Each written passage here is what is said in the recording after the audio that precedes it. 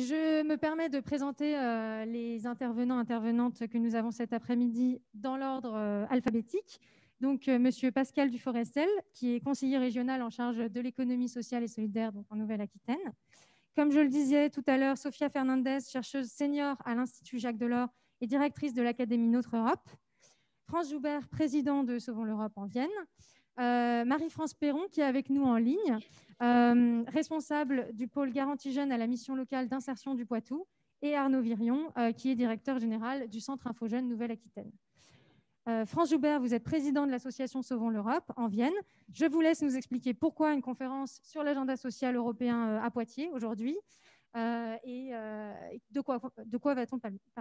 Merci. Ok, merci beaucoup et merci d'avoir organisé cette rencontre. Je crois qu'elle est dans la tradition de ce que Sauvons l'Europe voulait au départ lorsqu'il a été créé. Sauvons l'Europe a été créé au moment où la France a eu le triste privilège de voter contre le traité européen. Et donc, ça a été pour nous un véritable séisme. Et on s'est réunis donc à un certain nombre de copains au niveau national et puis au niveau local. Et au niveau national, Sauvons l'Europe existe toujours, bien évidemment, mais au niveau local, on est une des survivances, mais une survivance un peu légitime, parce que de fait, cette région, l'ex-région Poitou-Charentes, a été toujours une région très européenne. L'association Poitou-Charentes Europe a bien fonctionné avec tous les partenaires. Et aujourd'hui, c'est bien repris par l'Aquitaine pendant deux mois, avril, mai, juin, des ateliers sur l'économie sociale continue. Donc, on est dans notre tradition, mais on arrive à un terme d'un mouvement qui maintenant est obligé de se renouveler. Il ne s'agit plus que de sauver l'Europe par rapport au traité, il suffit de la faire. Voilà.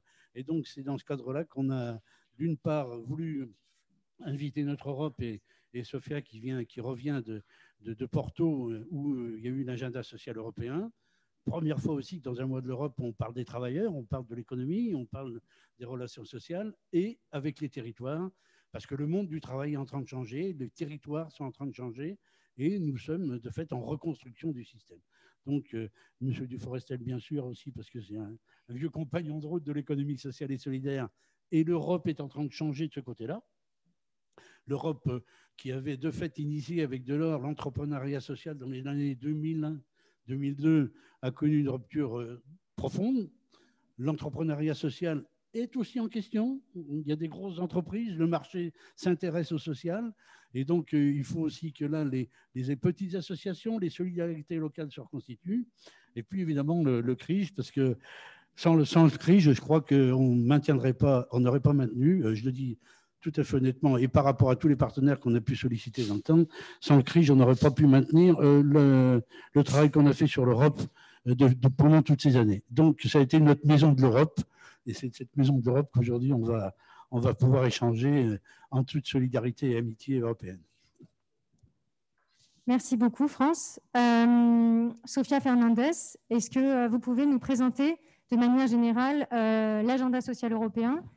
Qu'est-ce qui s'est passé à Porto? Quelles sont les grandes avancées? Quels sont les attendus du sommet social? Pourquoi? Quel contexte? Quels partenaires? On vous écoute. Merci Alizée. Bonsoir à toutes et à tous. Je suis ravie d'être à Poitiers aujourd'hui pour cet échange sur l'agenda social européen. Et donc, je remercie Alizée et le Centre Europe Direct de Poitiers pour cette invitation. Donc, nous nous retrouvons aujourd'hui 3 semaines exactement après le sommet social de Porto qui a eu lieu les 7 et 8 mai dernier. Ce sommet social était le 3e de l'histoire de l'Union européenne. Il y en a eu un en 1997 à Luxembourg, un deuxième à Göteborg en 2017 et maintenant celui-ci à Porto, donc il y a quelques semaines. Je me permets de le souligner pour illustrer l'importance de ce rendez-vous qui a eu lieu il y a quelques semaines. Ce sommet réalisé à Porto a été organisé par la présidence portugaise du Conseil de l'Union européenne et son objectif était double. D'une part, donner un élan politique à la mise en œuvre du socle européen des droits sociaux, sur lequel je reviendrai, et adopter une vision partagée pour une Europe plus sociale à l'horizon 2030. Ce sommet social à Porto a réuni non seulement les représentants des institutions européennes et les chefs d'État et de gouvernement des 27 pays de l'Union européenne, mais également d'autres parties prenantes, notamment les partenaires sociaux et des représentants de la société civile organisée. Quel bilan pouvons-nous tirer de ce sommet? Je pense qu'avant de parler des conclusions, des résultats de ce sommet, il est important de comprendre le contexte dans lequel cette réunion a été organisée et de revenir sur le chemin qui a été parcouru ces dernières années qui nous a permis d'arriver à cette rencontre de Porto. Pour cela, il est donc utile de revenir quelques années en arrière, donc au sommet social de Göteborg que j'ai mentionné, qui avait été organisé donc, à Göteborg en Suède et qui a permis l'adoption du socle européen des droits sociaux sous la présidence de la Commission européenne de Jean-Claude Juncker. Ce socle européen des droits sociaux, comme vous le verrez à l'image, il inclut 20 droits et principes dont doivent bénéficier tous les citoyens en Europe. Ce sont des droits et des principes dans 3 domaines, le domaine de l'égalité des chances et l'accès au marché du travail, des conditions de travail équitables et de la protection et inclusion sociale. Ces principes, du coup, couvrent des sujets assez larges et donc ça concerne notamment l'égalité entre les hommes et les femmes, le droit pour chaque citoyen en Europe de bénéficier d'un salaire minimum adéquat permettant des conditions de vie décentes ou encore le droit d'avoir accès à un système de santé offrant des soins de qualité et à un coût abordable. Donc, nous avons ces 20 droits et principes qui ont été adoptés en 2017. La question qui se pose après l'adoption de ces 20 droits et principes est comment garantir que ces droits et principes sont une réalité dans la vie de chaque citoyen en Europe. La commission Juncker a, après ce rendez-vous de Göteborg, mis sur la table quelques propositions pour concrétiser ces 20 droits et principes, mais a laissé le soin à la commission suivante l'objectif d'adopter un plan d'action pour mettre en œuvre ces 20 droits et principes.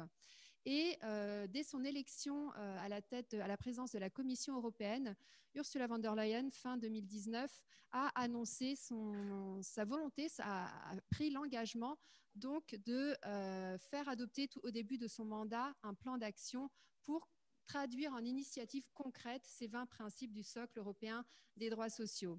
Ce plan d'action n'a pas été présenté par la Commission dans les premiers mois, tout simplement pendant les premiers mois du mandat d'Ursula von der Leyen, tout simplement parce que la présidente de la Commission a souhaité mener une consultation publique pendant 1 an pour avoir l'avis des parties prenantes, des citoyens, sur ce qu'ils attendaient comme initiative sociale au niveau européen pour traduire ce socle en initiative concrète. Et c'est suite à une consultation publique qui a duré donc 1 an. Pendant cette année, la Commission a reçu plus de 1000 contributions. C'est suite à cet exercice donc, que la Commission européenne a présenté en mars dernier son plan d'action pour concrétiser ce socle européen des droits sociaux. Et c'est ainsi que nous arrivons donc au sommet social de Porto en mai dernier, puisque la présidence portugaise du Conseil de l'Union européenne, qui a placé l'objectif d'une Europe plus sociale en haut des priorités de sa présidence, a souhaité organiser ce sommet social pour, comme je l'ai dit, donner un élan politique à la mise en œuvre de ce socle européen des droits sociaux. Je l'ai déjà dit, de nombreux acteurs ont été réunis à Porto à cette occasion. Et nous pouvons dire que ce rendez-vous, ce sommet a été un succès dans le sens où l'ensemble des participants se sont engagés envers la mise en œuvre de ce socle, donc ont repris à leur compte les objectifs et les priorités présentées par la Commission et ont adopté une vision partagée pour une Europe plus sociale à l'horizon 2030. Parmi ces priorités, cette vision partagée, nous avons notamment la solidarité européenne qui doit être au cœur du projet européen, une action européenne centrée sur le citoyen et leur bien-être, l'objectif aussi de garantir des transitions vertes et numériques qui soient justes pour que personne ne soit laissé pour compte, ou encore une relance économique qui soit inclusive et qui soit créatrice d'emplois de qualité.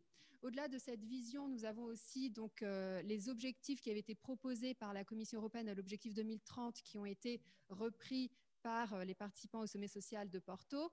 Comme vous pouvez le voir à l'écran, ces 3 objectifs sont dans le domaine de l'emploi, de la lutte contre la précarité et des compétences. Le premier concernant l'emploi est qu'au moins 78% de la population âgée de 20 à 64 ans ait un emploi, que d'ici 2030, 78% de la population âgée de 20 à 64 ans ait un emploi, sachant qu'aujourd'hui, nous sommes à environ 72,4%. L'objectif aussi est que dans 10 ans, le nombre de personnes en Europe qui sont dans une situation de précarité ou d'exclusion sociale puisse diminuer de 15 millions. Et nous étions en 2019 à un niveau d'environ 91 millions de citoyens en Europe vivant en situation de précarité ou d'exclusion sociale. Et un troisième objectif relatif aux compétences et à la formation tout au long de la vie, garantir que d'ici à 2030, environ 60%, au moins 60% des adultes participent à des activités de formation chaque année, sachant qu'en 2016, la dernière année où nous avons des données disponibles, c'était environ 37% des adultes qui en bénéficiaient chaque année. Donc, ces trois objectifs ont été repris par les participants au sommet social de Porto. Après, bien sûr, la question qui se pose est de savoir, c'est très bien d'avoir une vision partagée, d'avoir des objectifs partagés, mais est-ce que l'Union européenne a les moyens de concrétiser ces engagements, sachant que la politique sociale et de l'emploi, ce sont des compétences nationales, donc les principaux acteurs sont les gouvernements nationaux. Donc, dans la limite de ce que sont les compétences de l'Union européenne dans le domaine de l'emploi et du social, que peut faire l'Union européenne ? La Commission européenne donc présente dans ce plan d'action que j'ai mentionné, qui a été publié en mars dernier, l'ensemble des initiatives qu'elle compte proposer au cours des années à venir. Il y a donc la liste, les propositions couvrent les 20 principes du socle européen des droits sociaux que j'ai mentionné, et il y en a plusieurs pour chaque principe. Donc la liste des propositions est très large. Je ne pourrais naturellement pas la présenter d'une manière exhaustive ni aller dans le détail des propositions, mais je voudrais quand même illustrer ce plan d'action avec quelques initiatives que la Commission a déjà proposées ou souhaite proposer au cours des mois et des années à venir. Dans le domaine de l'emploi, par exemple, la Commission a déjà proposé il y a quelques mois une directive pour des salaires minimums adéquats. L'objectif n'est pas d'avoir un salaire minimum qui soit le même dans tous les pays de l'Union européenne. Cela n'aurait pas de sens puisque ce n'est pas le même niveau de vie dans tous les pays de l'Union européenne. Mais l'objectif de cette proposition est d'avoir des règles communes pour garantir que s'il y a des gains de productivité, de prendre en considération certains indicateurs pour garantir l'évolution des salaires minimums en Europe et donc une convergence salariale vers le haut entre les pays de l'Union européenne. Au-delà de cette directive sur les salaires minimums qui est donc en cours de négociation entre le Conseil et le Parlement européen, la Commission a présenté aussi une proposition de recommandation pour un soutien actif et effectif à l'emploi qui prévoit des mesures pour soutenir l'entrepreneuriat et favoriser les transitions professionnelles des secteurs en déclin vers des secteurs où il y a des créations d'emplois. Nous pensons notamment au secteur lié à la transition numérique et à la transition verte. Il y a aussi une proposition à venir sur les conditions de travail des travailleurs des plateformes. La Commission a mené une consultation aussi sur ce sujet et devrait présenter sa proposition d'ici la fin de l'année. Et nous pouvons aussi mentionner un plan d'action sur l'économie sociale qui sera présenté aussi en fin d'année et sur lequel nous pourrons naturellement revenir au cours de cet échange. Au-delà du volet emploi, il y a aussi des initiatives dans le volet de la protection sociale. Je pense notamment à des initiatives liées à ce que l'Union appelle l'Union de l'égalité. Il y a différentes initiatives dans ce domaine, notamment visant à promouvoir l'égalité entre les hommes et les femmes, une directive sur la transparence salariale qui vise à combler l'écart salarial qui existe encore dans l'Union européenne entre la rémunération des femmes et des hommes et qui est actuellement d'environ 14%. Au-delà de cette initiative, il y a aussi des initiatives visant à lutter contre les discriminations et protéger les droits des personnes handicapées, notamment avec une stratégie en faveur des droits des personnes handicapées sur 10 ans. Et donc, cette stratégie qui prévoit un ensemble de mesures pour mieux protéger les droits des personnes handicapées, notamment une carte européenne du handicap qui facilitera la reconnaissance mutuelle du statut de personne handicapée à travers les différents pays de l'Union européenne. En plus du volet compétences, du volet protection sociale, il y a aussi un volet compétences. Ici encore, plusieurs initiatives sont prévues. Je mentionnerai l'idée de la Commission de proposer d'ici la fin de l'année une proposition pour des comptes personnels de formation dans toute l'Union européenne. L'objectif étant qu'il y ait un droit individuel à la formation pour chaque travailleur en Europe. On sait à quel point il est important aujourd'hui, face aux transitions que nous vivons, aux transitions qui sont en cours sur le marché du travail, de garantir que les travailleurs, les citoyens continuent à se former tout au long de leur vie pour saisir les opportunités qui s'offrent à eux avec les nouveaux emplois qui sont créés, les emplois qui sont redéfinis. Et donc, il y a un agenda important de la Commission sur ce volet compétences, notamment donc cette idée d'avoir des comptes personnels de formation. Cela existe déjà en France, mais c'est le seul pays de l'Union européenne où c'est le cas, pour garantir que chaque citoyen peut continuer à se former tout au long de sa vie professionnelle. Il y a aussi une initiative prévue visant particulièrement les compétences numériques pour garantir que les citoyens en Europe peuvent développer leurs compétences numériques. Donc, j'ai présenté ici quelques exemples des initiatives prévues dans ce plan d'action de la Commission européenne. Certains acteurs diront qu'il manque, que la Commission aurait pu être plus ambitieuse, que des initiatives, on aurait pu s'attendre à certaines initiatives qui n'y sont pas. Je pense qu'aujourd'hui, plutôt que de penser à ce qu'il aurait pu être dans ce plan d'action, il n'y est pas. Je pense que ce qui est important, c'est de garantir qu'au moins ce qui est déjà dans ce plan d'action, ce que la Commission a déjà proposé et va proposer dans les mois et années à venir, soit vraiment adopté, puisqu'on ne peut pas prendre ça pour argent comptant. Ce n'est pas parce que la Commission le propose que les États membres et le Parlement vont l'adopter. Donc, je pense déjà qu'il est dans un premier temps important de garantir que ce que la Commission mettra sur la table, ce sera effectivement adopté, que cet engagement pris par les différents acteurs à Porto se traduisent en initiatives concrètes et qu'ils valideront, adopteront aussi rapidement que possible les propositions que la Commission mettra sur la table. Et bien sûr, ce socle, c'est un premier jalon pour une Europe plus sociale qui devra être complété au fil des années à venir. Donc, de nouvelles initiatives devront être proposées et adoptées. La question, donc du coup, je vous dis, voilà, c'est un premier jalon, mais je voudrais souligner le fait que si nous voulons avoir une Europe plus sociale, donc avoir cette vision dont je vous ai parlé, qui a été partagée par les différents acteurs à Porto, cette vision pour 2030 d'une Europe fondée sur la solidarité, sur le bien-être des citoyens, sur des transitions justes et une relance inclusive, si nous voulons cela, on ne peut pas s'appuyer uniquement sur ce que fait l'Union européenne dans le domaine social. C'est-à-dire que ces ambitions sociales, elles doivent être traduites dans l'ensemble des initiatives de l'Union européenne. La dimension sociale doit être transversale. C'est-à-dire, je peux donner quelques exemples. Une des priorités de cette commission est le pacte vert, réussir la transition écologique. Donc, dans ce pacte vert, il est important d'avoir une dimension sociale pour garantir, par exemple, que les travailleurs qui vont perdre leur emploi dû à cette transition écologique, je pense par exemple aux travailleurs des mines de charbon, notamment en Pologne, il est essentiel de garantir un accompagnement de ces travailleurs vers d'autres emplois ou de garantir que ceux qui vivent en situation de précarité énergétique ne voient pas leur situation s'aggraver à cause de cette transition et au contraire que cette transition écologique peut leur permettre d'améliorer leur situation et les sortir de cette situation de précarité énergétique. Cela est valable aussi, cette dimension sociale transversale dans tous les domaines, enfin dans d'autres domaines. Je peux citer aussi l'exemple des politiques budgétaires. Il est important aujourd'hui, le pacte de stabilité et croissance doit être revu, que cette révision prenne en compte les objectifs sociaux que les États membres et les institutions européennes se sont fixés. Quand l'Union européenne va signer des accords commerciaux avec d'autres puissances au niveau mondial, il est aussi important de garantir que les droits sociaux sont protégés. Donc, les engagements qu'on prend en interne sont aussi inclus dans ces accords commerciaux avec les autres pays.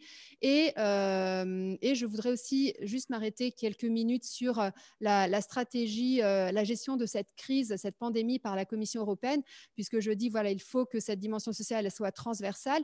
Et donc, je pense qu'il est intéressant aujourd'hui de regarder déjà, est-ce que dans la gestion de la pandémie, est-ce que ces objectifs sociaux ont été pris en considération? Et je pense qu'il est important de mettre en avant effectivement que c'est le cas pour la gestion de cette pandémie, mais ça n'a pas forcément été le cas pendant la crise dans la zone euro il y a une dizaine d'années. C'est pour ça que je pense qu'il est important de le mettre en avant.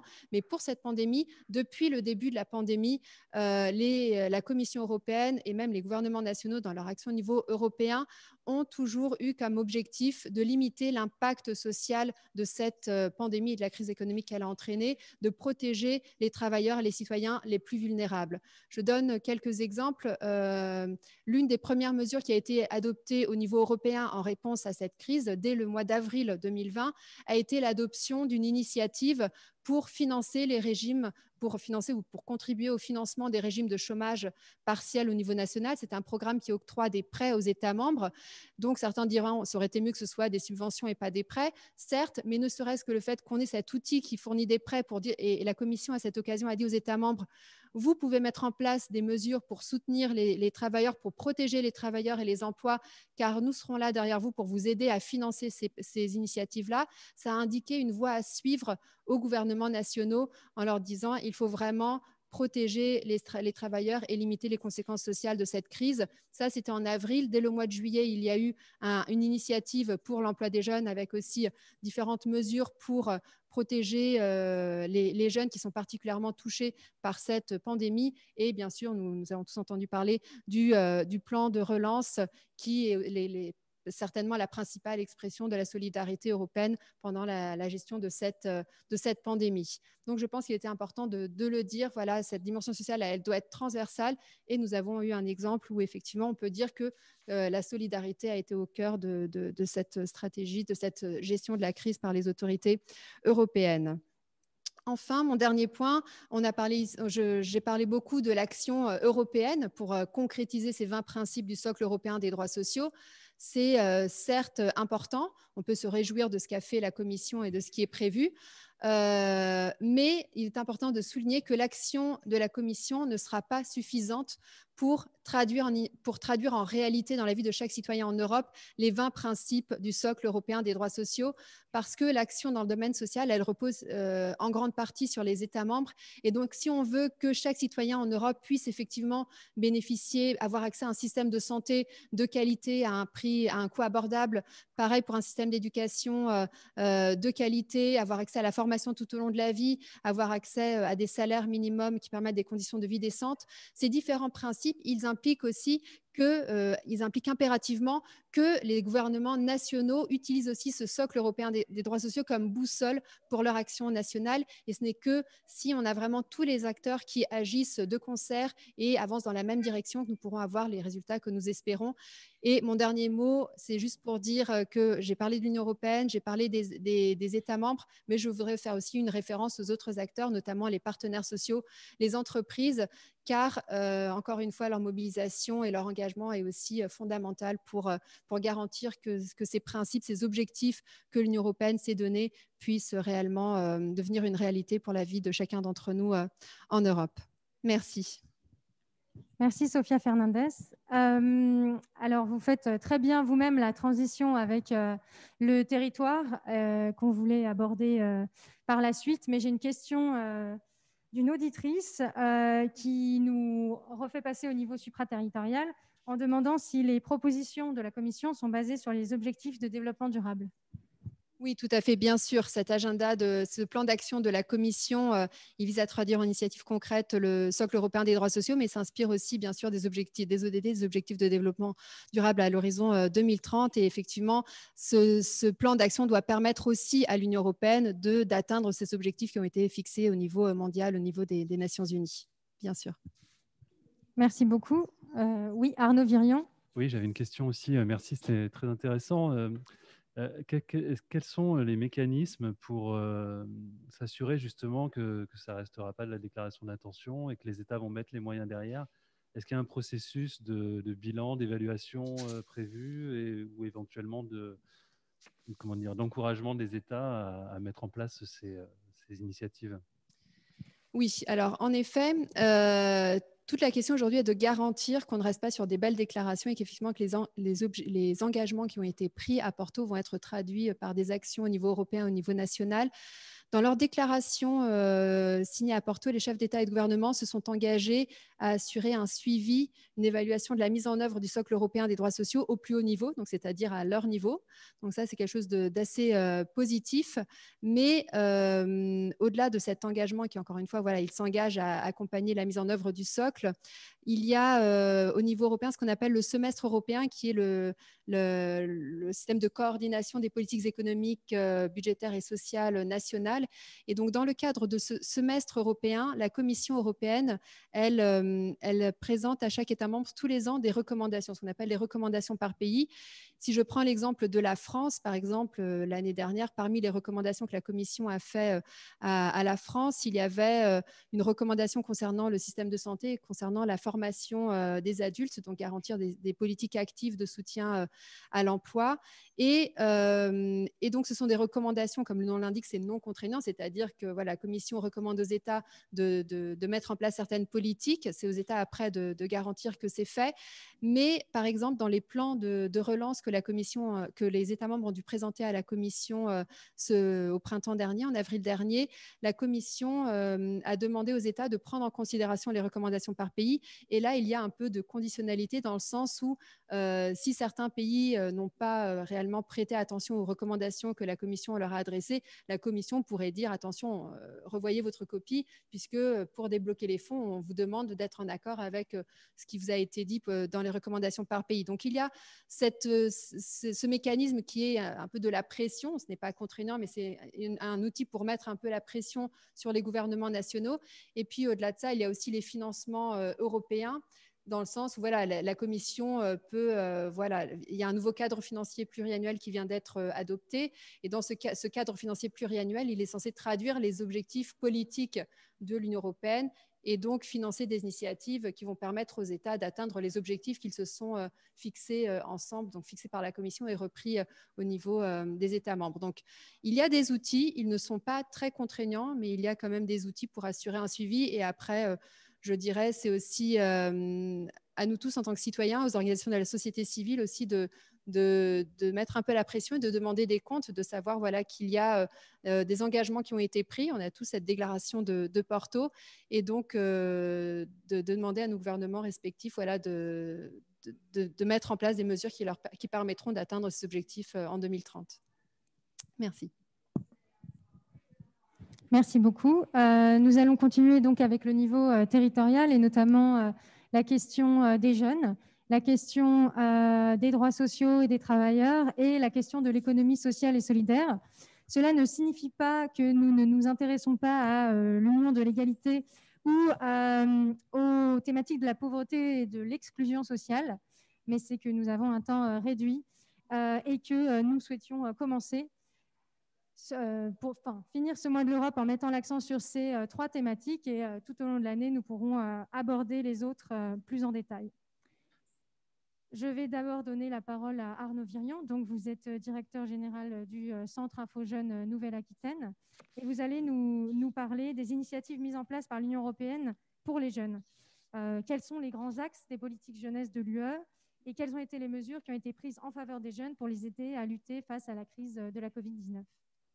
Oui, merci. Alors, je vais être assez rapide, mais pour donner un peu un portrait général, parce que la question de la jeunesse pour l'Europe, elle est importante. On se pose souvent la question de que fait l'Europe pour les jeunes et la question de pourquoi les jeunes ne s'intéressent pas tous, en tout cas à l'Europe, ou comment intéresser les jeunes à l'Europe. Et c'est vrai que c'est une question centrale pour l'Union européenne, parce que les jeunes, c'est les électeurs de demain, c'est les citoyens de demain, c'est les travailleurs de demain. Donc c'est important de prendre en compte cette notion de jeunesse. Juste quelques chiffres pour rappeler qu'il y a 141 millions de jeunes de moins de 29 ans en Europe, c'est 31% de la population. 67 millions de 0 à 14 ans et 75 millions des 14-25 ans. Donc l'information jeunesse, c'est plutôt cette cible qu'on vise. Donc c'est 17% de la population, à peu près comme en France. Hein, on est à peu près autour de 17% en France aussi. Et sur ces jeunes, on a 65% de jeunes qui habitent chez leurs parents et qu'en moyenne, ils quittent leur domicile à 26 ans.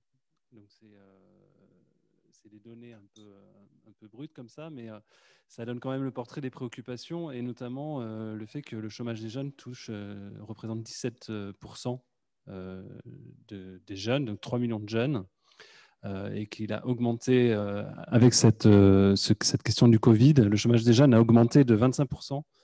Et a pris 350 000 jeunes au chômage en plus dans le contexte du Covid, ce qui en fait une préoccupation essentielle pour l'Europe. L'Union européenne, la question de la jeunesse, elle l'aborde sur la question de l'égalité des chances, faire en sorte que les jeunes aient un accès égal ou en tout cas équitable aux questions d'éducation, d'emploi et de formation, et qu'ils puissent participer pleinement à toutes les sphères de la société. Donc, l'Union européenne, elle aborde les questions de jeunesse sur 5 axes principaux. Donc, le premier, c'est celui de l'éducation et l'accès à l'éducation, même si on est plus sur les questions d'enfance, avec l'accès à l'école, l'accès à l'alphabétisation, à la santé, mais qui touche aussi les questions de jeunesse et d'autonomie à travers, bien sûr, tout ce qui est inclusion socio-économique et accès aux études supérieures, et notamment avec tous les programmes qui peuvent être financés autour des questions et des programmes d'éducation à travers le FSE, le FEDER ou le programme InvestEU. Le second axe d'approche sur la jeunesse, c'est celui de la citoyenneté. Notamment citoyenneté européenne. On est en plein milieu, on est vendredi, donc on est à la fin de la semaine européenne de la jeunesse. Donc c'est une semaine marquée autour des questionnements autour de la jeunesse, de la citoyenneté des jeunes et des questions d'engagement autour de toutes ces questions-là qui me permettent sur toute l'Europe d'avoir une multitude d'initiatives autour du sujet. Les questions, bien sûr, le EU Youth Dialogue, qui est un mécanisme de dialogue structuré entre les jeunes et les institutions pour prendre en compte le positionnement des jeunes, la participation des jeunes dans la construction des décisions publiques. Et puis, bien sûr, Europe Direct.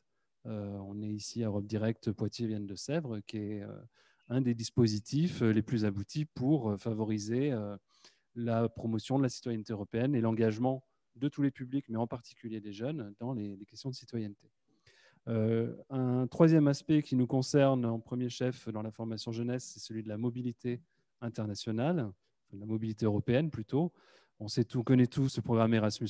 En 30 ans, il y a eu plus de 3 millions de jeunes qui sont partis dans une expérience dans un autre pays européen dans le cadre d'Erasmus+. Il y a le corps européen de solidarité, on en accueille au Crich par exemple. Le programme Discover EU et EU Aid Volunteer, qui est aussi un autre programme qui favorise la mobilité des jeunes et l'expérience d'un jeune dans un autre pays européen, la rencontre avec des jeunes d'un autre pays, d'une autre culture. Là aussi, ça a pour but de favoriser l'appropriation ou l'identité européenne, la citoyenneté européenne, le sentiment d'être européen chez les jeunes. En 2019, par exemple, 16% des jeunes de 18 à 30 ans étaient partis à l'étranger au cours des 5 dernières années pour au moins 15 jours consécutifs. Donc, c'est significatif en termes d'expérience de jeunes aujourd'hui. Et un parcours de jeunes aujourd'hui, il est très souvent marqué par une expérience de mobilité européenne. Et c'est ce qui a changé fondamentalement la donne depuis les 30 ans et l'arrivée d'Erasmus+. Et puis, le quatrième axe, qui est un axe majeur, et je pense que je ne vais pas m'étendre parce que d'autres personnes en parleront après moi, c'est celui de l'accès à la formation et à l'emploi. Bien sûr, avec tous les programmes autour de ces questions, notamment à travers le Fonds social européen et l'IEJ. Je crois que le FSE, c'est ça, c'est 22 milliards d'euros, 3,8 millions de participation en fin 2018, donc il y a 2 ans déjà, sur toutes les questions d'emploi, de formation, d'apprentissage, d'accès aux stages. C'est issu, mais je crois que Sophia va en reparler, de la garantie pour la jeunesse de 2013.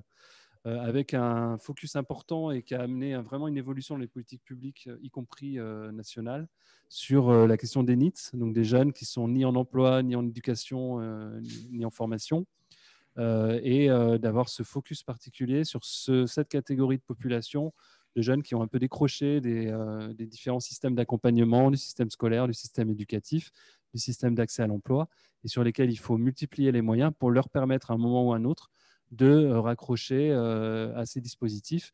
Et je crois que notre collègue de la mission locale va parler de la garantie jeune, donc elle pourra l'illustrer. Enfin, un cinquième axe sur la jeunesse et dernier, qui est un peu apparu avec le contexte du Covid, c'est la lutte contre les fake news, qui a été très présente dans les objectifs de l'Union européenne, avec l'arrivée de le contexte sanitaire et tout ce qui s'en est suivi de fake news, de fausses nouvelles sur les réseaux sociaux autour du vaccin, autour de tout ce contexte du masque, etc. Et il y a eu une vraie initiative autour du site qui s'appelle EU Disinfo de vraiment mettre en place des dispositifs qui permettent aux jeunes de prendre conscience de l'importance et du danger des fake news et de l'utilisation des réseaux sociaux. Après, pour terminer, sur la réponse à la crise sanitaire, Sophie a parlé de l'initiative pour l'emploi des jeunes qui a été importante. Et c'est vrai qu'on a eu aussi le renforcement des moyens sur les actions en direction des jeunes, notamment à travers le fléchage d'actions en FSE et en IEJ. Donc, il y a des moyens renforcés pour permettre aux jeunes de mieux résister à la crise. Mais je pense qu'on ne pourra pas faire l'économie dans les mois ou dans les années qui viennent d'un vrai plan européen en direction des jeunes. C'est sûr qu'on n'est encore pas complètement sorti de la crise, on ne connaît pas encore, on ne peut pas mesurer encore l'impact réel de la crise sur la jeunesse, même si on le sent au quotidien, y compris dans notre structure de jeunesse. Mais à un moment, pour permettre à cette jeunesse de se relever et de repartir sur des perspectives constructives, il faudra que les États s'emparent du sujet et mettent en place une vraie initiative autour des jeunes, et pas que des questions d'emploi des jeunes, mais vraiment des questions de parcours de jeunes, d'autonomie des jeunes et de construction d'un parcours de vie, quoi. Merci Arnaud Virion. Je me permets de rebondir sur les fake news. La Commission européenne avait déjà mis en place auparavant également les décodeurs de l'Europe qui décodent l'actualité pour essayer de coller le plus à la réalité possible. Et dans le réseau InfoJeunes au niveau national, on est en train de développer un outil qui a déjà été développé pour le niveau national qui s'appelle le vrai du faux et qui permet d'aller dans les établissements scolaires et de parler d'actualité, comment décoder le vrai du faux, que comprendre. Et là, on le développe pour le niveau international avec notamment Eurodesk. France Joubert, vous vouliez prendre la parole. Oui, je voulais juste rebondir pour poser une question à Arnaud, parce que en fait, on va s'apercevoir au fur et à mesure de ce débat et dans les temps qui viennent que c'est le réel qu'il faut se saisir du réel. Le réel, hier, c'était une ministre qui annonçait les cités de la jeunesse. Donc, qui annonçait, avec des fonds européens, une initiative étatique et qui, dans le cas présent, on espère que ça va changer, n'avait pas forcément réuni un petit peu tout le monde. Ça a donc affolé les missions locales, ça a affolé tout le monde. Et je pense que si on veut garder l'esprit européen dans la redistribution des financements, il va falloir travailler sur le lien qu'on va pouvoir construire sur les territoires. Je ne sais pas ce que tu en penses, mais... Je ne veux pas faire de politique spécialement, mais ce n'est pas que pour ça. Je veux dire qu'on a perdu cette habitude de reproduire sur le territoire la construction collective des systèmes. Et c'est le rôle des élus et de l'État de favoriser ça. Autrement, tout le monde travaille chacun pour lui. Bien sûr, et Pascal en parlera peut-être après, mais c'est la dynamique de coopération territoriale qui est essentielle. C'est-à-dire qu'on a des initiatives européennes, reprises dans les politiques nationales, avec des crédits, des lignes directrices budgétaires. Mais après, il faut que les acteurs du territoire s'en saisissent et s'en saisissent dans une dynamique de coopération pour qu'il n'y ait pas de doublons, pour qu'il n'y ait pas de concurrence, pour qu'il y ait une logique cohérente et que ça soit en lien avec les besoins et les dynamiques du territoire. Et effectivement, ça, c'est quelque chose qui ne se décrète pas. C'est aux acteurs de s'emparer, d'avoir la responsabilité de mettre en place cette coopération territoriale. Et effectivement, c'est essentiel pour que, in fine, ça fonctionne et ça touche sa cible. Merci. Donc, vous me parlez d'acteurs locaux. Je vais bientôt donner la parole à Marie-France Perron, qui est donc de la mission locale d'insertion du Poitou, pour parler de la garantie jeune, qui est un exemple local d'application de programmes européens. Mais je laisse d'abord la parole à Sofia Fernandez pour nous expliquer un peu le contexte de la garantie européenne pour la jeunesse et comment ça a été mis en place. En quelques mots, la garantie jeune a été proposée et adoptée au niveau européen fin 2013. Donc, c'était une réponse à la crise dans la zone euro et à l'impact qu'elle avait eu, l'impact social notamment sur l'emploi des jeunes. Cette garantie jeune, elle prévoit quoi? Elle prévoit que chaque jeune de 18 à 25 ans doit se voir proposer dans un délai de 4 mois après la fin de ses études ou au moment où il perd son emploi, donc dans un délai de 4 mois, il doit se voir proposer une offre d'emploi, d'éducation ou formation ou stage pour du coup donc ne pas être sans activité, donc ne pas faire partie de la catégorie, comme on disait, des NEET. Et donc c'était une réponse donc en 2013 à la crise dans la zone euro, comme je l'ai dit. Et il est important de noter en fait que la crise dans la zone euro a commencé en 2010 et donc c'est plus de 3 ans après, donc fin 2013, qu'a été adoptée la garantie jeune.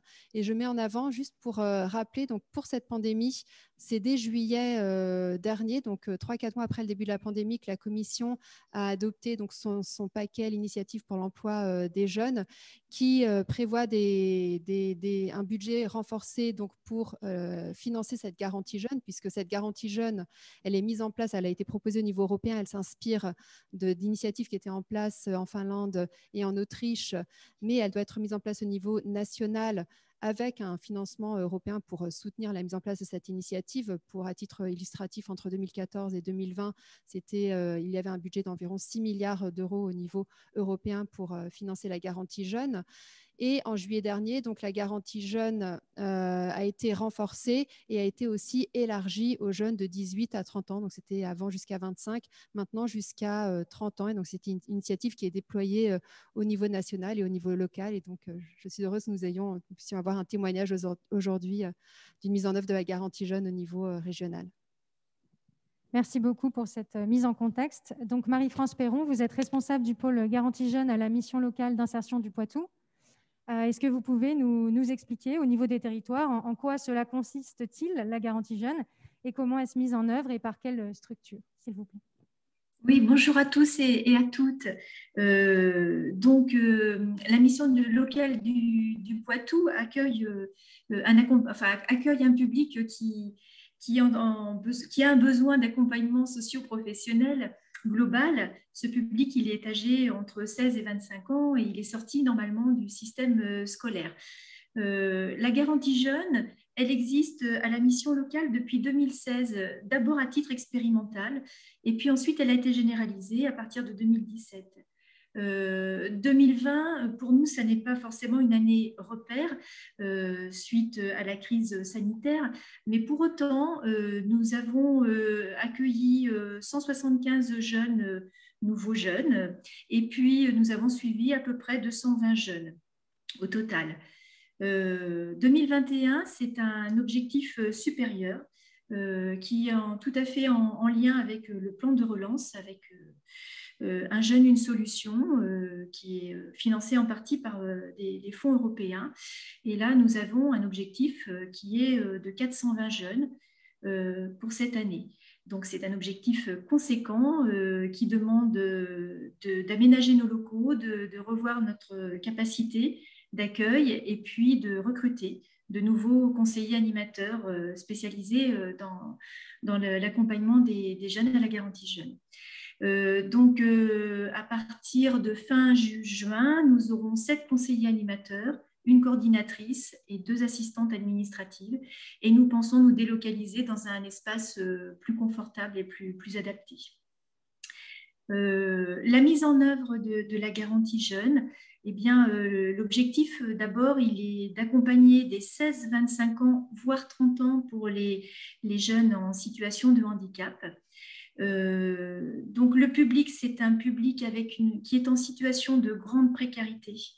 Et l'idée étant de les accompagner vers l'emploi et la formation, mais de façon intensive et collective pendant une année, en leur proposant diverses expériences professionnelles.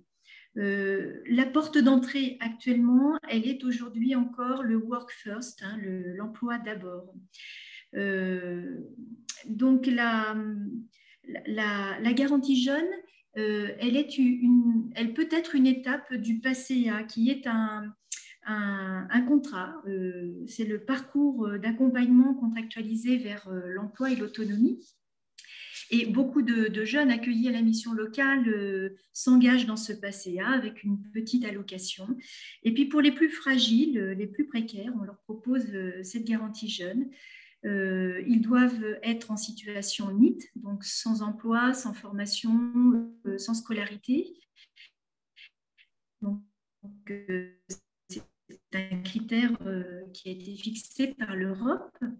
Et puis, c'est aujourd'hui, enfin, depuis hier, nous avons un nouveau décret qui nous permet d'avoir un peu plus de souplesse. Et puis, ces jeunes doivent également s'engager sur une année.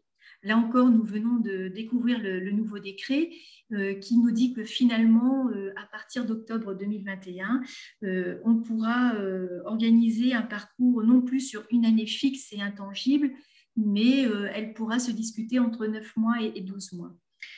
Les jeunes que nous avons sur la garantie jeune sont plutôt des garçons, 68% en général, donc 32% de filles, avec des niveaux très hétéroclites. Ça part de jeunes qui ont quitté le collège très très tôt, qui n'ont même pas été jusqu'en troisième et qui n'ont pas forcément le brevet des collèges, jusqu'à des jeunes qui ont des licences 3, voire master. Et ça n'est pas... ça n'est pas exceptionnel. Alors, comment s'organise après l'accueil de ces jeunes? Eh bien, c'est leur conseiller en insertion professionnelle qui les oriente vers notre garantie jeune. Il y a une commission qui se réunit tous les mois, le CLA, la commission locale d'admission, et qui décide de l'entrée ou pas des jeunes. Ensuite, ces jeunes rentrent sur un collectif de 3 à 4 semaines. Et les cohortes sont volontairement mixtes et hétérogènes, c'est-à-dire que les jeunes se retrouvent mélangés, peu importe le niveau de formation, peu importe les diplômes. Et l'idée étant de les aider à se socialiser, à reprendre confiance en eux, à retrouver un groupe plutôt solidaire qui va les aider à développer des formes d'entraide et à s'appuyer les uns les autres. Le contenu pédagogique, lui, eh bien, à partir du moment où nous avons organisé un diagnostic des besoins du jeune, de ses ressources aussi, parce que souvent, il arrive un peu piteusement, disons qu'il est en situation d'échec et que les choses sont compliquées, mais finalement, il a des ressources. Eh bien, à partir du moment où on a fait ce diagnostic, on va travailler sur 4 axes qui vont être d'abord sur ces 4 semaines, une première semaine essentiellement consacrée peut-être à tout ce qui est autour du droit, leurs droits à eux, la santé, le budget, la gestion budgétaire grâce à l'appui de la Banque de France, par exemple, qui intervient, le logement, parce que quand on est allocataire de la garantie jeune, on a un petit pécule, on a 497,50 € et on se croit très, très riche et très autonome. Donc, l'idée, c'est aussi de les accompagner dans cet accès au logement et de rester vigilants. Et puis, le droit aussi à la mobilité. Et bien souvent, ces jeunes ont des difficultés à se repérer dans l'utilisation des bus, des trains et tout simplement de sortir de leur quartier. Donc, notre volonté, c'est que les cohortes se font dans le centre-ville. Les jeunes qui ne se seraient pas mobilisés, qui n'auraient pas osé sortir de leur quartier, peuvent sortir. Ils peuvent venir ici, ils sont accueillis en lieu neutre et ils peuvent côtoyer des jeunes qu'ils n'auraient jamais rencontrés auparavant. Donc ça, c'est plutôt la première semaine. La deuxième semaine, on va vraiment entamer tout ce qui est l'estime de soi. Ces jeunes ont une très mauvaise image d'eux-mêmes et donc on va les accompagner alors avec des ateliers menés par une socio-esthéticienne, une relaxologue, voilà, différents ateliers très, très interactifs. Et puis, on va aussi travailler tout ce qui est autour de la cohésion sociale, de la cohésion du groupe, les systèmes d'entraide, la prise de parole. Et enfin, la quatrième semaine, elle est vraiment très, très axée sur les techniques de recherche d'emploi. Ces jeunes ont besoin, par exemple, de vivre des job training où on s'entraîne devant des employeurs, mais ils ont aussi besoin de mentorat. Et là, on est vraiment à la recherche, par exemple, de bénévoles qui ont eu une expérience professionnelle et qui ont envie de la partager et d'aider ces jeunes à toquer aux bonnes portes. Voilà. Donc, une fois ce collectif effectué, ils sont assurés d'avoir minimum un rendez-vous individuel par mois avec leur conseiller animateur, mais bien plus s'il le faut. Et ils ont également un regroupement mensuel. Ces regroupements vont se dérouler. Si un jeune, parce qu'une année, ça passe vite, et les jeunes savent nous le dire, et pour 2020, par exemple, vous imaginez bien qu'en pleine crise sanitaire, il était compliqué de trouver des stages pour ces jeunes.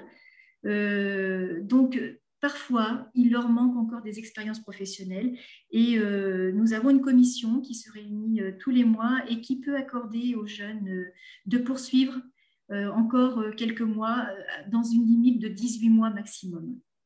Voilà. Ce que nous faisons aussi, c'est que pour permettre aux jeunes, à un maximum de jeunes de bénéficier de ce soutien et de ce dispositif, nous nous délocalisons, c'est-à-dire que la mission locale a un territoire très vaste d'une trentaine de communes sur laquelle elle intervient. Et donc, nous intervenons à Chauvigny, à Mirebeau, à Lusignan, dernièrement à Saint-Georges-les-Baillargeaux. Et ces jeunes qui sont éloignés de la ville, qui ne peuvent pas se déplacer, eh bien, on va les voir, on va vers eux. Voilà. Merci beaucoup. Et si je ne me trompe pas, pour conclure cet exemple local, c'est une grande réussite? Oui, parce que... Alors, une grande réussite, oui. On va rester mesuré parce que 2020 n'est pas la bonne année. Mais effectivement, sur un an, on voit en 2020, nous avions 43% de jeunes qui avaient pu effectuer des périodes de stage. Ça veut dire que même avec la situation sanitaire déplorable que nous avions, eh bien, on a réussi quand même à trouver des stages et c'était tant mieux. À la sortie de la garantie jeune, nous avions 40% des jeunes qui étaient en situation professionnelle, c'est-à-dire soit en emploi, soit en formation, soit en alternance. Et nous avons eu des retours, nous avons toujours des retours très positifs des jeunes sur le collectif. Que nous avons maintenu, que nous n'avons pratiquement rien fait en visioconférence. On a vraiment tenu à organiser les choses en présentiel et je crois que c'était nécessaire pour eux de se retrouver. Voilà. Et voilà, la difficulté, les enjeux que nous avons, nous, aujourd'hui, c'est de pouvoir trouver rapidement des espaces pédagogiques pour répondre à la commande et de pouvoir accueillir ces jeunes dans des conditions qui soient tout à fait voilà, confortables. Merci beaucoup pour votre témoignage. Arnaud Virion, vous avez une question? J'avais juste une petite question, mais pour Sophia, par curiosité, est-ce qu'il y a d'autres pays qui ont mis en place ce dispositif de garantie jeune ou est-ce que c'est typiquement français? En fait, depuis 2013, tous les pays de l'Union européenne ont une garantie jeune. Donc, c'est quelque chose qui existait déjà avant 2013 dans certains pays d'Europe. Il y avait les bonnes pratiques qui ont inspiré cette garantie jeune, donc les pratiques en Autriche et en Finlande.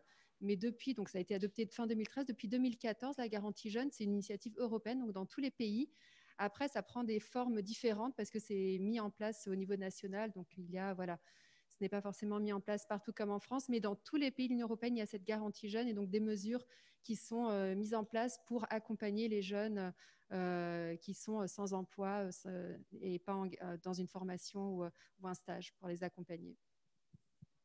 Merci pour cette réponse. Alors, le temps file, donc nous allons passer à la deuxième thématique que nous souhaitions traiter aujourd'hui, notamment avec France Joubert. Donc, comme je le disais tout à l'heure, vous êtes président de l'association Sauvons l'Europe, mais vous êtes également président du Centre européen des ressources des groupements employeurs. Et en tant que tel, vous souhaitiez nous parler des différentes propositions de la Commission et actions liées aux droits du travail et aux droits sociaux. Oui, je crois que dans un premier temps, il faut dire que les partenaires sociaux en Europe ont une grande chance. C'est que d'entrée, ils ont été reconnus comme partenaires, et partenaires à part entière. C'est-à-dire qu'ils n'étaient pas là pour donner forcément des avis, et seulement des avis, ils étaient aussi là pour construire des réponses. Ces réponses étaient transmises à la Commission, Et si ces réponses concernaient l'intérêt général, évidemment, la Commission reprenait et le Parlement reprenait les négociations et les résultats des négociations des partenaires sociaux. Donc, une grande chance pour ces partenaires qu'ils ont utilisé pendant jusqu'à peu près les années 2004-2005, où on a eu, si on regarde bien un peu l'histoire, déjà, il y a eu des accords sur le télétravail en 2002 en Europe. Je ne sais pas si vous voyez, ça fait un peu plus de 20, près de 20 ans. Et donc, ça a été repris, évidemment. Il y a eu des accords sur les congés parentaux qui ont été repris tardivement par la France, parce que la France a souvent traîné pour reprendre les accords qui étaient signés au niveau européen, congé parental. Il y a eu sur le droit de travail et sur le travail des jeunes aussi. Bon, il y a eu toute une culture qui s'est développée à peu près jusqu'en 2004-2005. Ensuite, ça a été beaucoup plus difficile, et ça a été difficile au moment où finalement le traité et la charte sociale posaient la question de fond de la flexibilité et de la sécurité au travail et dans la vie. Je crois que ça a été pour nous à ce moment-là le déclic de voir que le monde était en train de changer déjà en 2004-2005 et qu'on ne posait plus les questions de la même façon et qu'il fallait vraiment se bouger localement sur les territoires et dans les entreprises pour affronter ce problème de flexibilité, de mobilité, parce que le mot flexibilité, la flexisécurité de la stratégie de Lisbonne a toujours été contestée parce qu'elle a été vue comme une protection du système libéral, mais en fait, au fond, elle posait les vrais problèmes de comment les travailleurs sont mobiles, comment ils se forment tout au long de la vie, comment ils changent de métier, comment... Et c'était ça l'essentiel. On voit bien dans les grandes restructurations actuelles, on le voit bien en particulier chez nous dans les fonderies du Poitou, dans les restructurations qu'il y a eu dans les chantiers navals et tout ça qu'on a bien connu. Les salariés qui restent longtemps dans un même emploi pour un même travail, ce sont des salariés qui, de fait, ne peuvent plus se réinsérer. Donc, au lieu de payer très cher de la réinsertion, il vaut mieux payer peut-être très cher, mais de l'adaptation et de la formation. Et pour ça, évidemment, il faut que les travailleurs soient mis dans le coup, évidemment, mais aussi que les partenaires sociaux l'acceptent. C'est-à-dire qu'on ait des partenaires sociaux responsables qui soient capables de dire aux salariés et de négocier dans leur entreprise ce genre de débat, ce genre de défi. Et c'est là qu'on a eu de grosses difficultés en France pour pouvoir transmettre cette volonté d'adaptation. Alors, certains diront de modernisation, évidemment, en voyant en visant le côté un peu péjoratif de l'affaire, mais en fait, c'était vraiment un véritable accès à des droits nouveaux pour les salariés, puisque ça termine sur ce que la personne de la mission locale vient de dire, c'est il faut aller vers les gens. C'est plus les gens qui vont vers les institutions, c'est terminé. C'est donc où les institutions vont survivre parce qu'elles sauront répondre aux besoins des individus, exprimés par eux, et ils sauront intégrer les individus, les salariés, dans la réponse elle-même. Du coup, lorsqu'on a travaillé sur les groupements employeurs, c'est exactement ça qui nous a amené à faire ce que l'Europe a appelé du bottom-up, c'est-à-dire qu'à partir d'agriculteurs du Montmorillonnais, qui se sont regroupés pour faire des groupements parce qu'ils s'apercevaient que du coup, les compétences, ils ne pouvaient plus les payer, qu'il fallait du temps partiel, eh bien, ce temps partiel a été organisé et collectivisé.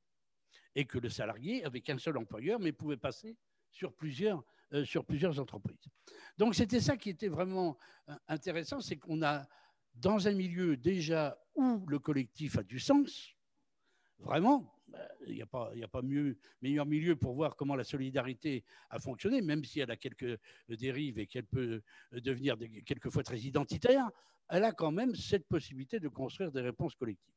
Et c'est en reprenant cette affaire que du coup, on s'est dit, mais si ça fonctionne dans l'agriculture, ça peut fonctionner au niveau, dans toutes les professions, et ça peut surtout fonctionner sur le territoire, parce que sur le territoire, c'est de la multi-activité. Les gens sont de plus en plus en multi-activité, et donc, du coup, ils ont plusieurs employeurs, et si vous n'avez jamais fait l'expérience, essayez, mais essayez d'aller demander en banque un prêt alors que vous êtes à temps partiel ou en CDD, c'est même pas la peine d'y penser. Donc, il y avait toute une société structurée autour d'un travailleur générique, pour lequel on pouvait bien sûr négocier des avantages, mais qui, de fait, excluait un certain nombre d'autres et de plus en plus excluait un certain nombre d'autres. Ce groupe employeur, pour en terminer sur cette expérience, elle s'est bien synthétisée dans un centre de ressources des groupes employeurs et qui, là aussi, a été construit avec les partenaires sociaux et les groupements employeurs, l'État et la région. Ça veut dire que par rapport à la petite critique que je faisais tout à l'heure par rapport à ministre, ce n'est pas que l'État n'a pas de bonnes idées sur la globalisation de l'aide à la personne et que fait on ne le fait pas par petits bouts et on ne la découpe pas en saucissons. Ça, ils ont raison. Le problème, c'est que la solution, elle est au niveau populaire. Je veux dire, c'est les gens qui connaissent bien ces affaires-là, qui se connaissent entre eux, qui peuvent apprécier et apporter des réponses et les mettre en communauté, entre guillemets, sur le territoire. Donc, on a travaillé ce centre de ressources des groupements employeurs. La Nouvelle-Aquitaine a repris ça. Et de fait, on est une des régions de France où on a le plus de professions, de groupements employeurs d'une part, de professions intéressées. Ça va, le service public utilise maintenant du temps partiel et des groupements employeurs. Les médico-sociales, toutes les branches les utilisent. On est fortement soutenu par l'État et la région. Ça veut dire que c'est un fonctionnement hybride. Nous-mêmes, maintenant, nous sommes amenés à faire des prestations. Et dans ces prestations, on fait des prestations européennes. C'est-à-dire qu'à un moment donné, nous avons fait une conférence des groupes employeurs à La Rochelle qui se retrouvait en 2008 en pleine période de crise économique. On s'est retrouvé à Bruxelles pour monter le Centre européen de ressources des groupements employeurs avec un commissaire à l'emploi qui était à l'époque, si je me souviens bien, polonais, donc tchèque, c'était celui-là, et Andorre qui a suivi, qui était hongrois. Donc vous voyez une expérience que jamais un Tchèque ou un Hongrois aurait pu connaître de sa vie, arrive au niveau européen et construit un système où les partenaires sociaux sont présents. Et lorsqu'on a voulu reprendre ce débat sur l'agenda social européen, on s'est dit, il y a des gens, il y a des structures, il y a des branches qui peuvent se défendre. Aujourd'hui, un accord dans la métallurgie, c'est 2 ans de temps partiel de signer pour 2 ans et donc une sécurité pour ces travailleurs-là. Pour le salarié de la plateforme, ce n'est pas la même chose. Pour le travailleur indépendant, ce n'est pas la même chose. Donc, il faut on va reconquérir du social par le territoire et on n'a pas complètement gagné sur 2 points et après je terminerai parce que je vais être trop long. On n'a pas complètement gagné du côté des partenaires sociaux puisqu'on a signé un accord régional complètement historique, y compris dans le monde du travail, sur le territoire Nouvelle-Aquitaine, où il y a un accord des partenaires sociaux pour la défense des salariés et l'organisation des salariés des groupements employeurs. Ça, il a fallu forcer un peu nos organisations, nous l'a concédé. Je ne sais pas si on le fera, ils le feront une deuxième fois sur le télétravail, mais on a un accord sur le télétravail pour les groupements employeurs en cours de route. Et je souhaite qu'on multiplie ce type d'accord par rapport à tous les emplois précaires de la région. Et le deuxième volet, c'est le territoire plus local, où là aussi, on a envoyé comme à chaque candidat nos demandes par rapport à l'Europe sur le territoire. Donc on a insisté tout à l'heure pendant le label sur la maison de l'Europe, bien évidemment. Mais la maison de l'Europe, c'est une maison ouverte. C'est ça, c'est une maison sans les murs. Donc, bien sûr, il faut une maison. C'est toujours un peu mieux d'avoir un lieu pour se retrouver. On le retrouve en clic. Mais c'est aussi ce qui fait le lien européen. Et on demande depuis des années que tous les ans, il y ait un congrès, une assemblée, peu importe le nom, régional et local, sur ceux qui ont fait de l'Europe pendant l'année. Et ça va du petit chef d'entreprise à l'agriculteur, à l'économie sociale, mais au moins on l'a fait ça. Quand on va mettre les basques par terre, on va retrouver ça. On va retrouver 1000 personnes qui ont fait l'Europe. Et donc, c'est de l'Erasmus, mais de l'Erasmus avec des gens qui ont fait sur le terrain et qui vont s'échanger des choses et qui, de fait, vont créer la patrie européenne, vont créer ce lieu où qui est évidemment pas ni contre la France, ni contre, je sais pas quoi, le Poitou-Charentes, la Nouvelle-Aquitaine ou la Bretagne, peu importe, mais qui sera de fait un nouveau territoire Et ce territoire, c'est nous qui allons le construire. Et dans la situation actuelle, je pense que si ce n'est pas nous qui le construisons, ça ne se fera pas. Ce que a dit Sophia tout à l'heure, c'est nous a renvoyé avec juste raison à ce qu'on a à faire. Je suis toujours persuadé que les hommes politiques et l'administration font ce que les gens veulent et décident. Et donc, où sont nos lieux de décision de la société civile? Où est-ce qu'elle s'organise? Est-ce qu'on est commandé une fois de temps en temps pour faire une convention? Ou est-ce qu'en permanence, on travaille et qu'on est reconnu en tant que tel avec les choix des uns et des autres et qu'on n'a pas, on est adulte par rapport à cette situation et considéré comme des adultes au niveau européen. Merci France Joubert. Est-ce que vous voulez en 1 minute nous parler du pacte du pouvoir de vivre? Alors le pacte du pouvoir de vivre, c'est un financement qui est venu de la commission d'une fondation européenne pour le climat. Ça, c'est le début du financement. Mais le problème et la question qui a été soulevée, c'est celle qui a été soulevée par le mouvement des Gilets jaunes, qu'on a pris quand même pas mal au sérieux et pas mal d'organisations ont pris au sérieux. Hein. C'est-à-dire que même si on n'était pas tout à fait et même pas du tout d'accord sur un certain nombre de pratiques, sur le fond, c'était l'émergence d'un soulèvement populaire qui ne se fait jamais comme on le souhaite et comme on le pense, donc qui s'est réalisé. Et qu'à partir de là, un certain nombre d'organisations, une soixantaine, on doit être 60-70 maintenant, au niveau national, ont décidé d'unir leurs efforts pour pouvoir proposer ce pacte du pouvoir de vivre, qui de fait commence, alors qu'on veut installer maintenant sur le département de la Vienne. C'est là-dessus qu'on a travaillé, on travaille en ce moment. On a déjà une quinzaine d'organisations à pouvoir le faire. On va faire des propositions aux élus des départements, on va faire des propositions aux élus régionaux aussi, enfin aux candidats bien évidemment. Et du coup, ce qu'on veut faire, insister sur le pouvoir de vivre, insister sur la justice sociale, l'économie, l'écologie, mais surtout insister sur la gouvernance. Hein. Vous avez vu, j'ai plutôt tendance à travailler sur la gouvernance aujourd'hui et à répondre sur la gouvernance, parce que c'est ça qui est essentiel, c'est comment les gens seront investis dans les changements futurs et comment cette gestion servira à tous ceux qui aujourd'hui sont quand même exclus. Moi, je veux bien que la vie reprenne comme demain, comme hier, mais ce qui se passera, c'est que ceux qui ont fait un peu plus d'épargne dépenseront un peu plus que ceux qui n'ont pas pu en faire. Et que du coup, c'est aussi basique que ça. Hein. Les inégalités ont toutes les chances d'augmenter. Donc, on est dans une période à la fois, en gros, apocalyptique, comme on dit, mais aussi pleine de défis et intéressante, parce que du coup, on est en période de reconstruction, de vraie reconstruction.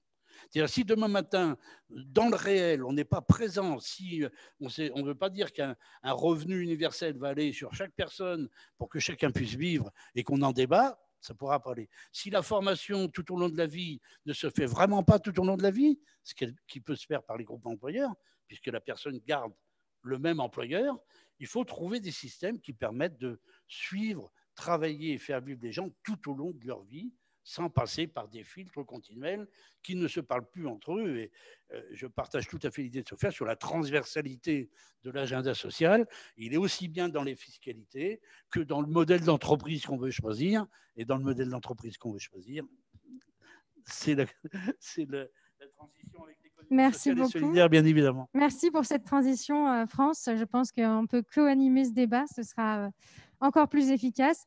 Nous allons effectivement parler de l'économie sociale et solidaire, puisque c'est au cœur des discussions européennes en ce moment. Le temps file, encore une fois. Est-ce que je peux vous laisser, Monsieur Duforestel, donc vous êtes conseiller régional en charge de l'économie sociale et solidaire en Nouvelle-Aquitaine. Est-ce que vous pouvez me parler de comment les engagements et les actions de l'Europe au niveau du coup de l'Union européenne se concrétisent sur les territoires et que faites-vous en Nouvelle-Aquitaine par rapport à ces questions? Je vais essayer. Déjà, en rappelant quelques chiffres, hein, je ne vais pas en donner beaucoup, car nos capacités mémorielles, quand il fait très chaud comme ça, sont limitées. Mais quand même, c'est important, puisque autant ici, nous sommes des convaincus européens, mais peut-être qu'au bout de la ligne, il y a des gens moins convaincus. Et on voit bien qu'il y a un scepticisme toujours latent en France par rapport à l'Europe. Et pour ça, pour répondre à ça, il faut montrer concrètement en quoi c'est important. À l'échelle d'une région comme Nouvelle-Aquitaine, déjà, de manière globale, les fonds européens en dehors du plan de relance, et vous avez eu raison de rappeler l'importance de l'Europe dans la situation actuelle. Il s'avère que beaucoup des masques que nous portons sont directement liés aux moyens que l'Europe a mis sur la table. Mais en dehors donc, de cette actualité récente, les fonds européens sur une région comme Nouvelle-Aquitaine, c'est 3 milliards d'euros sur l'ensemble du mandat qui est en train de s'achever. C'est l'équivalent d'un an de budget de la région Nouvelle-Aquitaine. Bon, voilà, ça donne un cadre global. Et si on le rapporte à l'économie sociale, vous proratisez, c'est à peu près pareil. C'est-à-dire qu'il y a en gros 10 millions de fonds européens qui ont été au bénéfice direct des acteurs de l'économie sociale et solidaire, c'est-à-dire là aussi à peu près l'équivalent d'un an de budget régional sur l'économie sociale et solidaire. Voilà, ça donne une photographie des moyens concrets. Et je vais essayer de démontrer en quoi ils sont concrets, puisqu'ils se traduisent sur le terrain pour des acteurs de taille très, très différente, mais qui sont ancrés sur les territoires de Nouvelle-Aquitaine. Pour ça, je vais prendre deux, trois exemples variés. Le premier, c'est une association dans la grande famille de l'ESS, une association qui s'appelle Aux Arbres Citoyens à La Rochelle, et qui bénéficie d'un dispositif assez usuel chez nous, qui s'appelle le dispositif Ampli, donc qui est l'aide à l'émergence de projets. Et donc, sur cette phase cruciale d'un projet qui est en latence et qui ne demande pas mieux que d'avoir l'arrosage suffisant et nécessaire pour éclore. Et là, en l'occurrence, c'est un très beau projet de lutte contre le gaspillage alimentaire, dans la problématique plus globale des circuits courts alimentaires, de l'alimentation sur un territoire. Il y a des dispositifs importants là-dessus, mais c'est aussi important que les acteurs s'en saisissent. Et là, il y a une association qui fait ce travail-là. Et l'aide de 20 000 euros, en l'occurrence, elle a contribué à franchir un palier important, puisqu'elle déclenche l'embauche du premier permanent dans la structure, qui va permettre de structurer le travail sur le territoire et de faire en sorte que d'autres paliers soient franchis par la suite. Donc, on voit bien que c'est vraiment déterminant. Ça arrive à une période importante. Et ce dispositif Ampli, sur là, les 2 dernières années, si on cumule les fonds européens et les fonds de la région, c'est autour d'1,5 million par an. Donc, on voit, si vous multipliez par les 20 000 euros en gros qu'il y a sur chacun des projets, ça fait un nombre conséquent de projets qui ont été aidés, et ça sur l'ensemble de la Nouvelle-Aquitaine. Et qui ne sont pas laissés dans la nature, puisqu'ils sont aussi accompagnés par les services de la région, bien sûr, pour pas que ça soit de l'argent dilapidé, bien entendu. Nous y veillons. Le second exemple, dans le cas du FSE également, c'est une structure d'un autre gabarit, n'est-ce pas, Franck Joubert, puisque c'est France Active, et en l'occurrence, qui a déployé sur 2020 un gros dispositif d'incubation pour là aussi aider des structures de l'économie sociale et solidaire à l'échelle des 4 anciens départements de Poitou-Charentes. Et là, on est sur une enveloppe d'à peu près, je crois, 30 000 euros ou 90 000, je ne me souviens plus exactement, mais qui a été très, très importante là aussi pour accompagner des acteurs et faire lever des projets d'ESS et d'innovation sociale. Parce que là aussi, on ne peut pas rester que sur des acquis. Il faut à la fois aider des modèles qu'on connaît, mais il faut aussi aider à l'émergence de nouveaux modèles comme l'ont été les groupements d'employeurs à un moment donné. Et ça, c'est l'innovation sociale, c'est d'essayer d'accompagner des modèles pas encore existants, mais qui peuvent ensuite se généraliser et se multiplier et qui correspondent à l'évolution de la société. Et puis le troisième exemple très important également, c'est l'aide à l'ACEASCOP, donc Formascope, qui est une structure qui fédère les coopératives d'activité et d'emploi. Là, on est sur un autre modèle d'économie sociale qui est essentiel. Je ne veux pas abuser du terme très contemporain, mais en quoi il est essentiel, c'est que, à mes yeux, il évite une autre forme d'économie, une ubérisation de l'économie, des logiques d'auto-entrepreneurs laissés un peu tout seuls dans leur coin. Là, en l'occurrence, on entreprend dans un cadre coopératif et on bénéficie du coup de la solidarité de la coopérative, des moyens de la coopérative.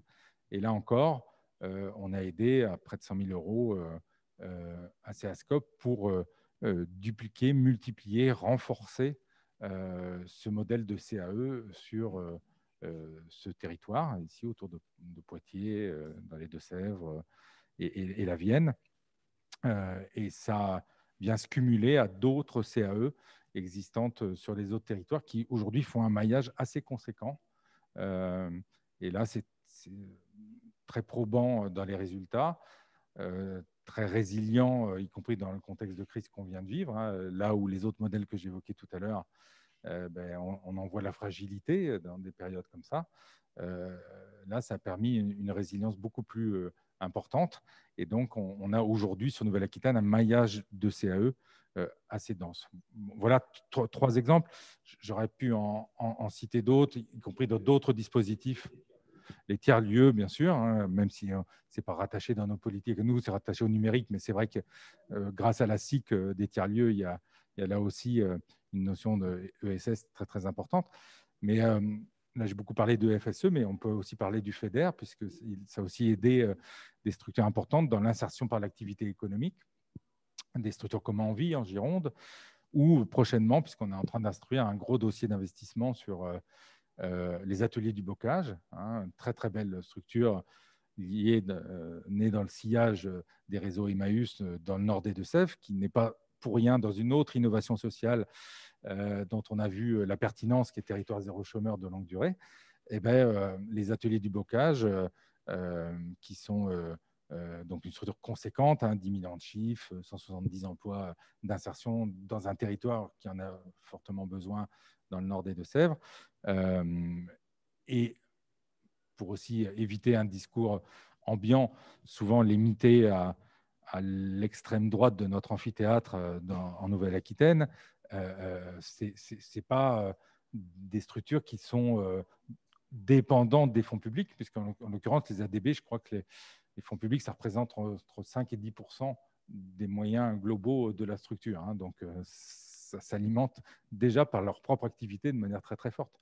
Et on est bien en deçà d'autres modèles économiques qui sont souvent aidés sans contribuer à la richesse des territoires. Donc, les ateliers du bocage, régulièrement, là aussi, vont sur d'autres secteurs de réemploi, puisqu'on a des structures de réemploi qui, au début, étaient dans les domaines de la téléphonie et de l'informatique, mais régulièrement, ils vont s'attaquer à d'autres marchés que sont le réemploi des palettes, le réemploi des cartouches d'encre, etc., etc. Et on les accompagne régulièrement. Et là, il y a de fortes probabilités que grâce aux fonds européens, on aide aussi une nouvelle étape, comme on sera peut-être amené à le faire avec Envie, dont je parlais tout à l'heure, sur un enjeu essentiel dans les politiques actuelles, qui est le démantèlement des panneaux photovoltaïques. Là, on est en train de réfléchir aussi à une unité assez conséquente en Gironde, quoi. Voilà, tout ça pour montrer que c'est très concret, très palpable, et qu'en plus, c'est de l'argent public bien utilisé. Merci pour ces exemples. Oui. Justement, on est c'est bien la preuve qu'on est dans le suivi de ce qui a été fait depuis de nombreuses années, quoi. C'est-à-dire que ce qui fonctionne, c'est ce qui se transforme et qui s'adapte, et qui en même temps n'oppose pas les jeunes et les vieux ou la start-up, je ne sais pas quoi. Voilà, c'est ça. Et donc, vraiment, là, on a des expériences qui étaient en Poitou-Charentes, mais qui en Nouvelle-Aquitaine se retrouvent maintenant aussi bien coordonnées. Il faut certainement aller plus loin parce que le marché est en train de prendre des parts importantes de cette affaire. Gagner de l'argent aujourd'hui, on le fait sur la santé, on le fait sur le social et sur la personne. Et donc, on a l'économie sociale a un gros enjeu devant elle, quoi. L'enjeu, c'est comme tu viens de le dire, c'est que souvent l'ESS est aux premières loges quand il faut défricher, quand il faut inventer, innover. Et ensuite, quand on passe à une étape de développement plus conséquente, là, le marché a compris que ça devient solvable, intéressant et parfois plus véloce et plus rapide pour reprendre ces initiatives et les récupérer à d'autres fins.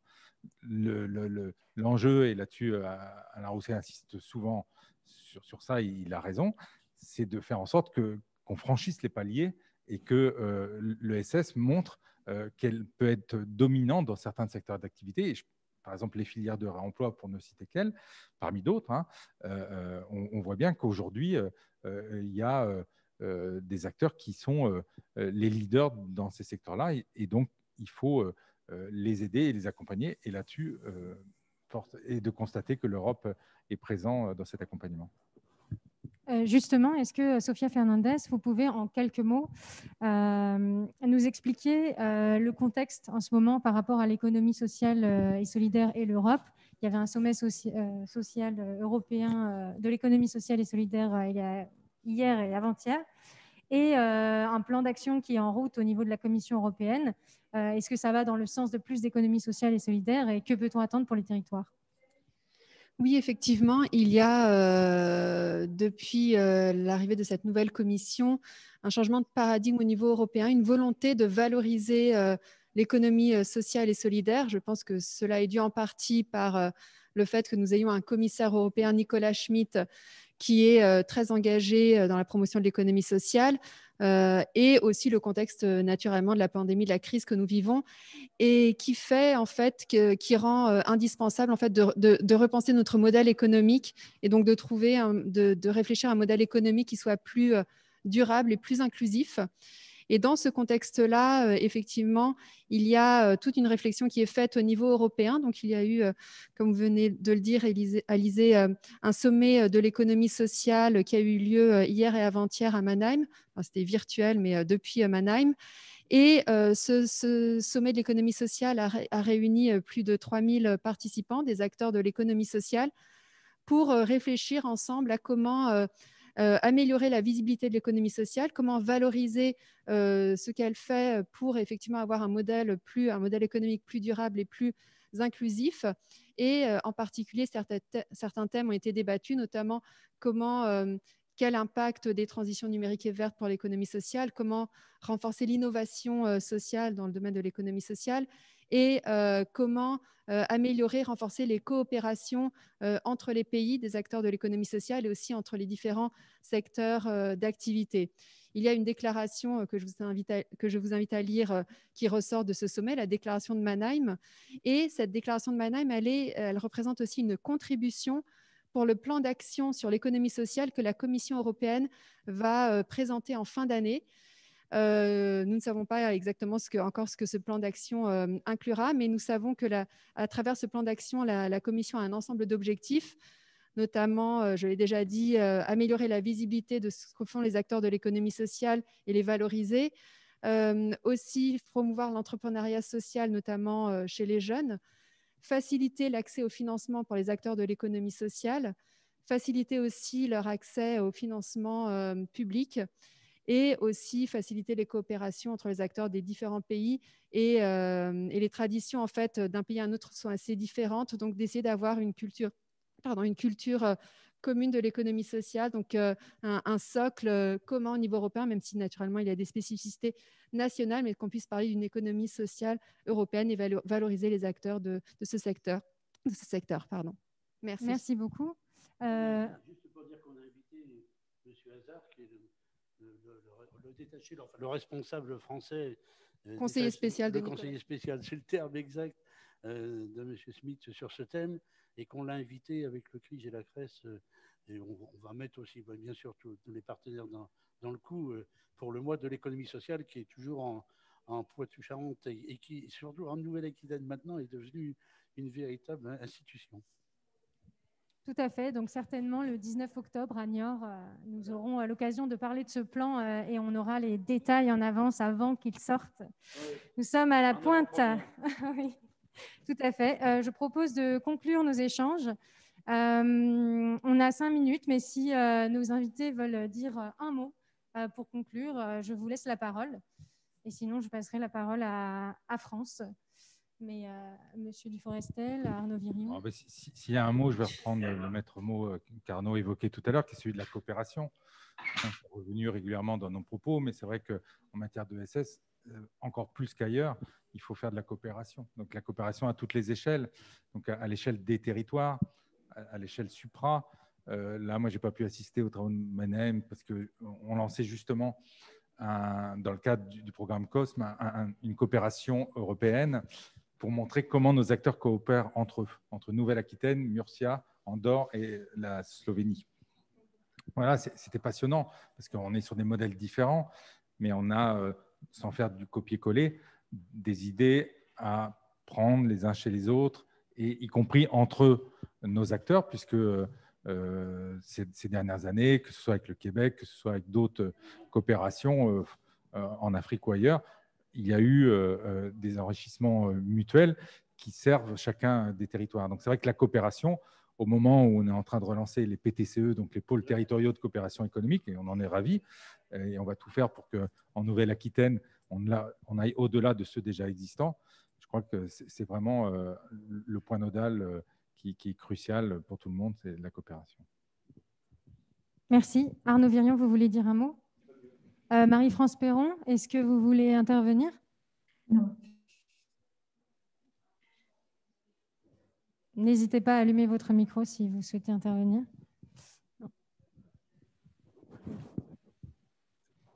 Oh.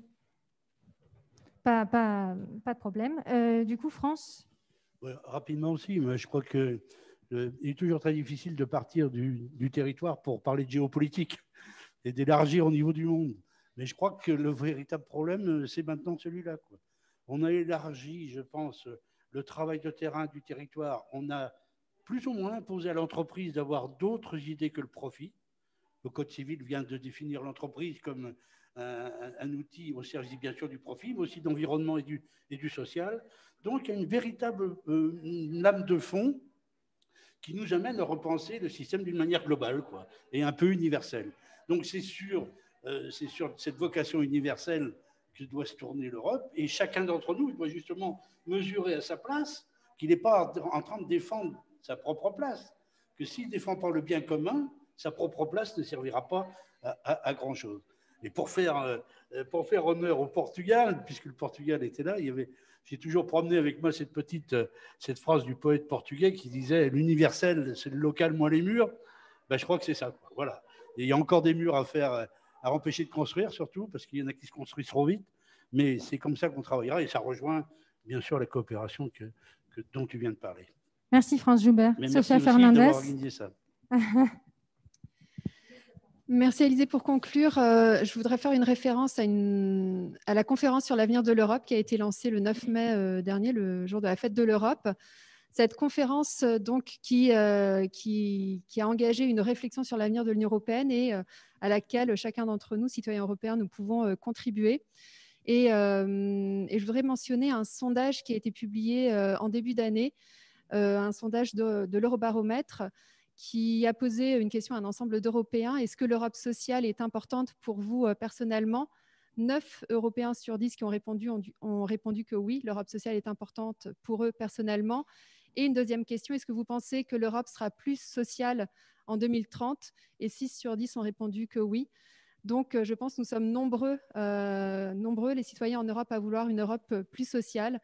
Et cette conférence sur l'avenir de l'Europe nous offre une occasion pour faire entendre notre voix, de faire remonter ce que nous attendons de l'Union européenne. Donc, saisissons cette opportunité. J'invite chacun à visiter la plateforme. Il y a une plateforme lancée en France pour pouvoir laisser sa contribution à cette réflexion sur l'avenir de l'Europe. Donc, j'invite chacun et chacune d'entre nous à y contribuer. Merci. Merci beaucoup. D'ailleurs, le Centre Europe Direct Poitiers-Vienne-de-Sèvres, Info Jeunes Nouvelle-Aquitaine, va proposer des sessions d'information et même des sessions de débat pour pouvoir aider les citoyens à s'en saisir et à contribuer à la plateforme. Voilà, merci à toutes et à tous d'avoir participé, de nous avoir suivis. Et merci aux techniciens, oui, bien sûr, d'avoir si bien organisé les choses toute la journée en courant partout. À Robin pour la technique également. Et à nos collègues du CRIJ qui font la modération sur Zoom et sur les réseaux. Et bonne soirée, bonne fin de mois de l'Europe et de semaine européenne de la jeunesse à toutes et à tous.